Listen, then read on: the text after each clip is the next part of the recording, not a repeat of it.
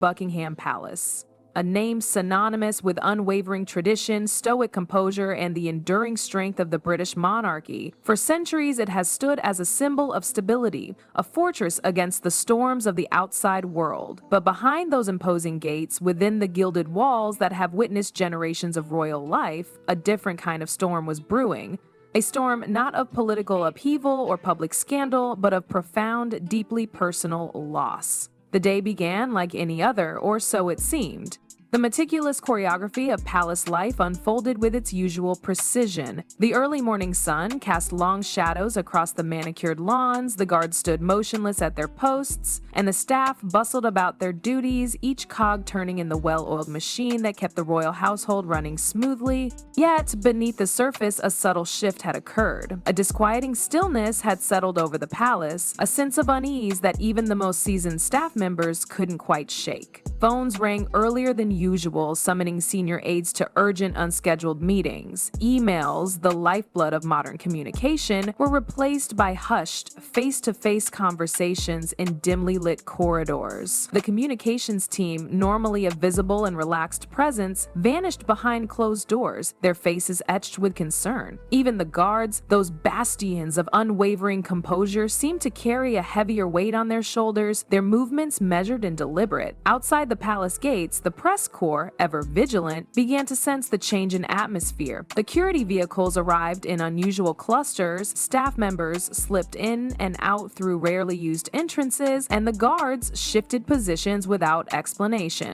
Whispers began to circulate, fragments of information pieced together like a fragmented mosaic. Something was amiss, something serious enough to disrupt the palace's carefully maintained equilibrium. By noon, the rumors had reached a fever pitch. Social media exploded with speculation, each theory more dramatic and outlandish than the last. Veteran royal correspondents, normally reliable sources of information, admitted they were in the dark. The royal website, the official mouthpiece of the monarchy, mysteriously went offline, fueling the growing sense of panic and uncertainty. Then, without warning, it reappeared. The stark simplicity of the announcement was jarring. Black text on a white background, framed by the solemn royal crest, a brief, devastating statement that would send shockwaves across the globe. A deeply distressing and heartbreaking development has occurred within the royal family. No details, no explanations, just a quiet acknowledgement of tragedy and a plea for privacy. The effect was instantaneous. Television anchors broke into live programming, their voices hushed with solemnity. Phones buzzed relentlessly, spreading the news like wildfire. In offices, schools, and homes, people stopped what they were doing to read the words for themselves. Crowds began to gather outside Buckingham Palace, drawn by an invisible force, their faces pale and etched with disbelief. The announcement was a masterstroke of understatement, a carefully crafted message designed to convey the gravity of the situation without revealing the raw, agonizing details. It was a message wrapped in mourning, a cry for understanding, and a stark reminder that even the most powerful family in the world is not immune to the pain of loss. But what exactly had happened behind those imposing gates? What tragedy had befallen the House of Windsor, shaking the monarchy to its core? The palace staff, normally a picture of seamless efficiency, moved through the corridors like ghosts.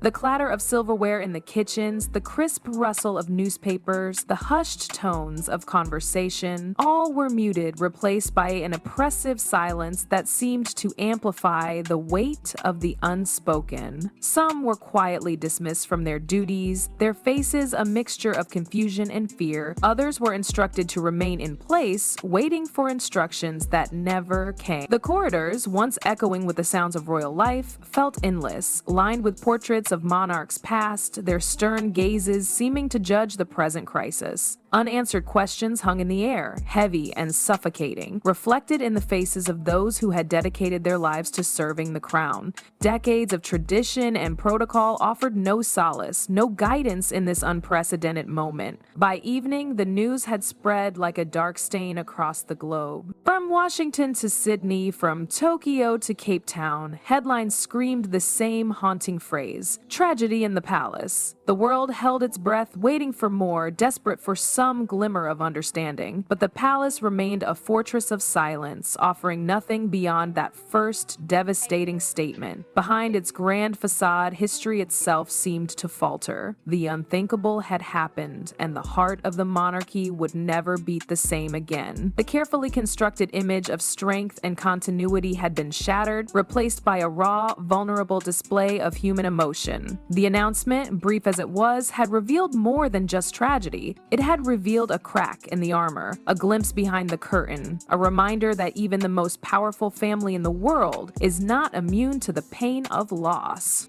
And in that moment of vulnerability, the monarchy had inadvertently forged a new connection with its people, a connection built not on tradition or duty, but on shared humanity. Outside Buckingham Palace, the crowds continued to grow, a sea of faces illuminated by the flickering glow of candles. Bouquets of flowers carpeted the pavement, their vibrant colors a stark contrast to the somber mood. Messages of condolence, scrawled on scraps of paper, were pinned to the gates, each one a testament to the depth of public feeling. A young mother held her daughter's hand as they placed a single rose beside hundreds of others. Elderly couples stood silently, tears streaming down faces that had watched this family for generations. Students, office workers, tourists, all drawn together by a shared sense of grief and disbelief. The guards remained at their posts, their stillness now resembling grief more than discipline. The announcement had not revealed the details of the tragedy, only its emotional impact, yet that was enough to shake a nation. For a country so accustomed to royal stoicism, this moment was unlike any other. The fortress had shown its heart, and for the first time in living memory, the monarchy and its people grieved together, united not by tradition but by shared sorrow beneath the storm that now raged beyond the palace gates. The storm of speculation, of uncertainty, of profound and lasting change. The bells, they were everywhere. From the grandest cathedrals to the humblest village churches, their mournful peals echoed across the land. Not a royal decree, not a state-sanctioned observance, but a spontaneous outpouring of grief. It was the sound of a nation trying to make sense of the senseless. Each toll a somber note in a requiem composed by a grieving people. Online, the digital world mirrored the analog sorrow. Social media, normally a cacophony of opinions and distractions, became a digital shrine. Images of the palace, of the royal crest, of happier times for the family flooded timelines. The hashtags became global rallying cries for compassion. Condolences poured in from every corner of the earth. Heads of state, celebrities, and ordinary citizens all united in a chorus of heartbreak. Outside the palace walls, the scene intensified. The scent of flowers mingled with the acrid smell of candle wax, creating a strange, almost sacred aroma. A little girl, no older than 5, carefully placed a single, perfect rose at the gate, her mother's tears tracing a path down her cheek. Elderly couples, their faces etched with the wisdom of decades, held hands and gazed up at the palace windows, as if searching for some sign of reassurance that would never come. The police, normally tasked with maintaining order, moved with unusual gentleness, guiding mourners and accepting tributes with quiet reverence. There was no anger, no protest, only the heavy silence of shared grief. The kind of silence that speaks volumes. As darkness descended, the palace stood illuminated against the night sky, its golden lights casting long, dancing shadows on the rain-slicked pavement. Porters, their voices barely above a whisper, struggled to articulate the unarticulable. How do you describe a feeling that has gripped an entire nation? How do you quantify a loss that defies measure? The monarchy, always portrayed as an unshakable institution, a symbol of unwavering strength, suddenly seemed vulnerable, fragile. The silence, the tears, the flickering candles, they told a story more powerful than any press release ever could.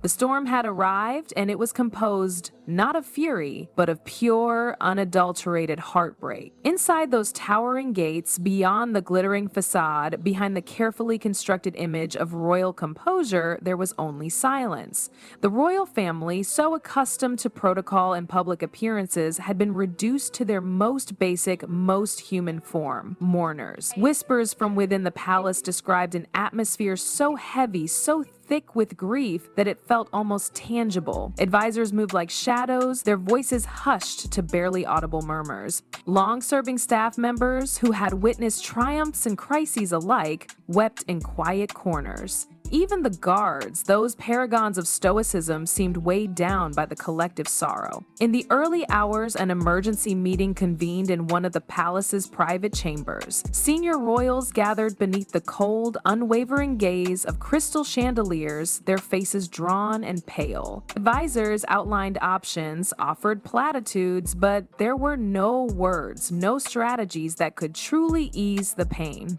The king, seated at the head of the table, remained motionless, his gaze fixed on some unseen point in the distance. He, who had spent a lifetime preparing to lead, was now speechless, paralyzed by grief. He wasn't a king in that moment, just a father. And sometimes, that's all anyone can be. The queen consort sat beside him, her hand resting gently on his arm, a silent gesture of support. The room remained hushed, even after the meeting adjourned. Darkness stood up after the meeting adjourned. No one moved, no one dared to break the silence. Duty, the bedrock of their lives, offered no comfort, no escape. This was not a matter of state, but a matter of the heart, something no crown could protect them from.